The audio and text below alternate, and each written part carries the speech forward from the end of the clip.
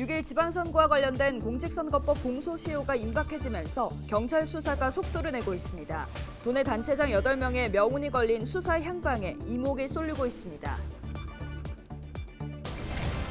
7일 경남도 의회에서는 경상남도 모든 실국과 산하기관의 행정사무감사가 시작됐습니다. 쟁점은 어떤 것들이었는지 보도국 연결해 짚어봅니다. 7일 자정쯤 거창군 거창읍에 있는 5층짜리 다세대 주택에서 불이 났습니다. 이불로 입주민 5명이 연기를 마시고 병원으로 이송됐습니다. 지난 주말 창원 성산구 개구리섬 인근 해상에서 무동력 고무보트를 탄 채 표류 중이던 10대 3명이 구조됐습니다.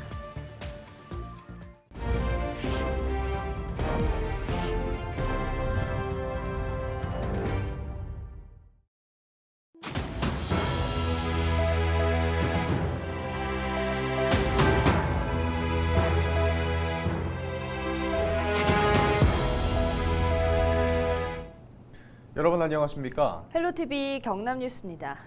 6일 지방선거와 관련된 공직선거법 공소시효가 임박해지며 경찰 수사가 속도를 내고 있습니다. 도내 단체장 절반에 이르는 명운이 걸려 있어 수사 향방에 이목이 쏠리고 있습니다. 권정수 기자입니다.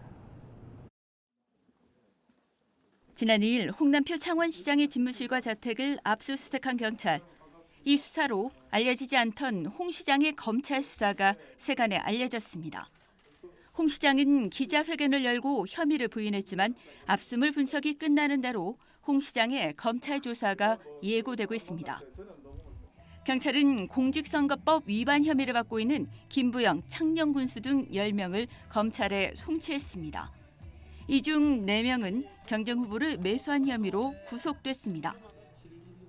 6일 지방선거 공소시효가 다가오면서 경남 지역 단체장에 대한 조사도 속도를 내고 있습니다. 공소시효 6개월이 끝나는 기간은 12월 1일. 현재 경남 18명의 시장 군수 가운데 절반에 가까운 8명의 단체장이 공직선거법 위반이나 정치자금법 위반 등의 혐의로 검찰과 경찰의 수사 대상에 올랐습니다. 홍남표 창원시장, 박종우 거제시장, 오태환 의령군수, 김부영 창녕군수, 장충남 남해군수, 하승철 하동군수, 이승화 산청군수, 진병영 함양군수입니다. 공소시효가 끝나면 법적 책임을 물을 수 없는 만큼 검경은 그 전에 이들에 대한 수사 완료를 목표하고 있습니다. 임박한 공소시효 속에 수사도 빨라진 가운데 이 중에 얼마나 재판으로 이어져 행정 공백이 생길지 경남에는 벌써 우려와 긴장감이 흐르고 있습니다. 헬로티비 뉴스 권정숙입니다. 경남도 의회에선 상임위별로 행정사무감사가 진행되고 있습니다. 7일부터는 경상남도 모든 실국과 산하기관의 감사가 시작됐는데요. 특히 이날 경상남도가 부울경특별연합 규약 폐지안을 행정 예고했습니다. 관련 내용 보도국 연결해서 들어봅니다. 김수정 기자 짚어주시죠. 네, 먼저 7일 오전 10시부터 경남도의회는 6개 상임위원회별로 경남도 모든 실국과 산하기관의 행정사무감사를 펼쳤습니다. 특히 이날 중요한 이야기가 많이 언급됐는데요. 기획행정위원회에서의 쟁점은 부울경특별연합이었습니다. 기획행정위는 이날 특별연합 업무를 담당하는 기획조정실과 경남연구원을 오후 마지막 시간대로 미루고 중점적으로 살펴봤습니다. 먼저 민주당 한상현 경남도의원은 경남연구원에서 부울경특별연합의 연구용역 결과보고서를 8월 말에 이미 나왔지만 10월까지 주지 않았던 점을 문제 삼았습니다. 이에 대해 경남연구원 측은 부산과 울산 그리고 행안부의 입장이 있기 때문에 섣불리 공개할 수 없었다고 밝혔는데요. 또 한 의원은 부울경특별연합의 실익이라고 하면 얻고 잃은 것일 텐데 왜 부정적인 효과만 발표한 것인지 연구원들이 연구 결과를 번복했다는 점도 지적했습니다. 부울경특별연합 이슈는 정당을 떠나 모든 도의원이 관심을 두는 문제입니다. 국민의힘 우기수 경남도의원도 정치적인 문제로 가서는 안 된다고 지적했는데요. 지난 도정과 현재 모두 인구 1,000만 명의 메가시티를 구상한다는 사업은 도민들을 위한 사업인데 왜 정치적으로 흘러가는 것인지 잘못되면 누군가는 도민을 기만한다고 오해할 수 있다고도 말했습니다. 또 도정 책임자가 바뀌었다고 연구 결과가 바뀌었다는 의심을 할 수 있다며 그동안 실효성 분석에서도 장점이 한 개뿐이었다면 과거에는 왜 이것을 짚고 넘어가지 않았는지를 문제 삼았습니다. 이어서 경남연구원에서 단점을 부각하는 측면이 있고 광역교통망이 구축되면 빨대 효과로 창원 인구가 부산으로 간다고 하지만 서울과 경기도의 사례를 들며 너무 부정적인 부분만 이야기하는 것 아니냐고도 말했습니다. 네, 행정사무감사에서도 쟁점이 되긴 했지만 이미 부울경 특별연합 규약의 공식 폐지 절차가 시작됐지 않습니까? 경상남도에서도 7일 행정 예고를 했다고요? 네, 맞습니다. 많이 알고 계시는 부울경 메가시티 부울경 특별연합은 우리나라에서 첫 특별자치단체 출범으로 기대를 모았었죠. 하지만 결국 공식적인 폐지 절차를 밟고 있습니다. 7일 경상남도를 포함해 부산과 울산 등 3개 광역자치단체는 부울경 특별연합 규약 폐지안을 행정 예고했습니다. 행정 예고문에서 경상남도는 부울경 3개 시도 합의 결과 특별연합을 초광역 경제동맹으로 전환하여 추진하기로 함에 따라 본 규약의 실효성이 없어 폐지하고자 한다고 밝혔습니다.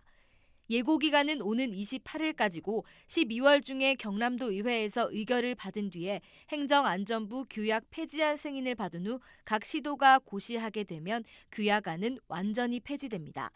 다만 경남도 의회에서는 이날 행정사무감사에서 정당을 떠나 부울경 특별연합 관련 내용이 언급됐고 일부 도의원들도 특별연합을 파기하는 것에 대한 문제점을 계속 지적하고 있는 만큼 적잖은 진통이 예상됩니다. 네, 부울경 특별연합 관련은 앞으로도 계속해서 지켜봐야겠습니다. 앞으로도 경남도 의회에서는 행정사무감사가 계속 진행이 될 텐데요. 그 일정은 어떻게 됩니까? 경남도의회 행정사무감사는 이번 주 금요일까지 이어집니다. 8일에는 경상남도 자치경찰위원회, 복지보건국, 교통건설국 등의 감사가 예정돼 있습니다. 복지보건국은 코로나 관련, 교통건설국에서는 남부 내륙철도나 광역철도망 같은 도내 교통망 관련 질의가 예상됩니다. 또 교육위원회는 지역교육지원청을 계속 살펴보고 있는데요. 교육위원회 소속 도의원들은 현지 감사를 통해 각 교육지원청을 찾아 최근 대두되고 있는 성희롱이나 교사 폭언 등 경남 교육 현안에 관한 질의를 이어갈 것으로 보입니다. 행정사무감사가 끝나고 다음 주부터 경남도 의회는 2022년도 추가경정 예산안을 예비심사합니다. 본회의와 예산결산 특별위원회 등 제400회 경상남도의회 정례회 일정은 다음 달 15일까지입니다. 네, 김수정 기자와 함께 현재 진행 중인 경상남도의회 행정사무감사 소식 짚어봤습니다. 계속해서 다음 소식입니다. 안전을 주제로 한 기획 취재 이어가고 있습니다. 이번엔 산업재해에 대해서 짚어볼 텐데요. 모든 노동자들은 안전하게 일할 권리를 갖고 있는데 안타깝게도 매년 약 800명의 노동자가 가족들의 품으로 돌아가지 못하고 있습니다. 중대재해처벌법이 시행됐지만 여전히 산재 사망 사고는 우리 지역 곳곳에서 일어나고 있는데요. 전문가들은 부실한 관계 법령을 원인으로 꼽고 있습니다. 특히 현행 중대재해처벌법은 노동자들을 지켜주기에 너무 미흡하다고 지적했는데요. 이재필 기자가 보도합니다. 지난 7월 경기도의 한 골프장 맨홀에서 50대 노동자가 유량계 검침을 하던 중 숨졌습니다. 제대로 된 안전장비 없이 맨홀 내에서 저산소 상태로 일을 하다 숨을 거둔 겁니다. 사고 당시에 맨홀 안에 그 산소 농도가 기준치 이하였다는 걸 알다가 알았더라면 절대 들어가지 않았을 거라고 생각하고 회사에서도 그러한 거에 대해서 이제 안전 교육을 하고 미리 이제 고지를 해줬더라면 절대 들어가지 않았을 거라고 생각하면서 이 사고가 일어나지 않았을 거라고 생각해요. 지난 4월 경기도 부천의 한 공장에서는 금속 탱크가 떨어져 노동자 1명이 사망하고 2명이 중상을 입었습니다. 매년 약 800명의 노동자가 일터에서 목숨을 잃고 있습니다.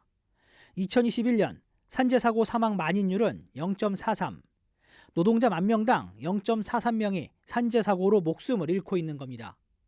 2022년에만도 1월부터 8월까지 산업재해로 432명이 가족 곁을 떠났습니다. 특히 올해 국민권익위원회에 접수된 산업재해 관련 민원은 7,423건으로 3년 전과 비교해 3배 이상 증가했습니다. 노동계는 산재 사고가 끊임없이 발생하는 이유로 부실한 관계 법령을 꼽았습니다. 특히 노동자들의 안전을 위해 시행된 중대재해처벌법이 현장 상황을 제대로 반영하지 못한다고 강조했습니다. 중대재해처벌법이 도입됐지만 여전히 중대재해처벌법의 효과가 현실로 나타나는 걸 경험하지 못하고 있는 게 원인이 아닌가 저는 그렇게 생각합니다. 전문가들도 현재 시행 중인 중대재해처벌법이 노동자들을 지켜주기에 너무 미흡하다고 지적했습니다. 올해 1월 27일부터 시행된 중대재해법은 사업장 등에서 인명피해가 발생할 경우 사업주와 경영책임자를 처벌하도록 한 법률입니다. 경영책임자에게 사고 책임을 물어 사업장 내 안전 강화를 적극적으로 이끌어내는 것이 목적입니다. 하지만 모든 사업장이 중대재해처벌법의 적용을 받는 것은 아닙니다. 5인 미만 사업장의 경우 법률의 적용을 받지 않고 50인 미만 사업장은 법 적용을 3년간 유예했습니다. 50인 미만 사업장에 몸담고 있는 노동자 수는 약 780만 명, 전체 노동자의 60%에 달합니다.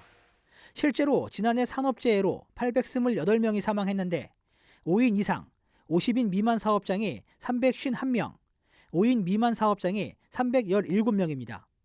전체 산재 사망자 중 50인 미만 사업장에서 차지하는 비율이 무려 80%입니다. 가장 사고가 많이 나고 전체 산업의 90% 이상을 구성하고 있는 소규모 사업장은 이 법의 적용 대상에서 빠졌습니다. 빨리 5인 미만, 50인 미만 작은 영세 사업장들 법의 대상에 포함시켜서 근본적인 사고 예방으로 가지 않으면 또 똑같은 산재공화국의 오명을 벗어날 수 없다. 죽지 않고 안전하게 일할 권리, 모든 노동자들은 일을 마치고 가족들의 품으로 안전하게 돌아갈 권리를 갖고 있습니다. 헬로티비 뉴스 이재필입니다.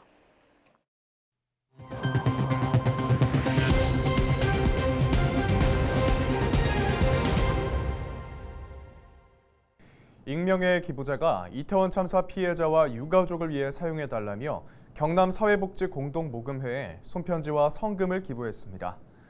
7일 오전 발신자가 제한된 번호로 연락한 익명 기부자는 사무국 입구에 비치된 모금함에 성금을 놓아두고 간다고 말한 후 1,000만 원과 손편지를 전달했습니다. 익명의 기부자는 지난 2017년 기부를 시작해 매년 연말 캠페인과 2019년 진주아파트 화재 사고 등 지역에 이슈가 있을 때마다 손편지와 성금을 전하며 지금까지 4억 9,900여만 원을 기부했습니다. 7일 자정쯤 거창군 거창읍에 있는 5층짜리 다가구 주택에서 불이 났습니다. 이 불로 입주민 5명이 연기를 마시고 병원으로 이송됐습니다. 불은 출동한 소방대원들이 약 1시간 만에 진화했지만 집과 복도 일부가 불에 타며 소방서 추산 3,600여만 원의 재산 피해가 발생했습니다. 경찰과 소방당국은 현장 감식을 통해 정확한 화재 원인을 조사하고 있습니다.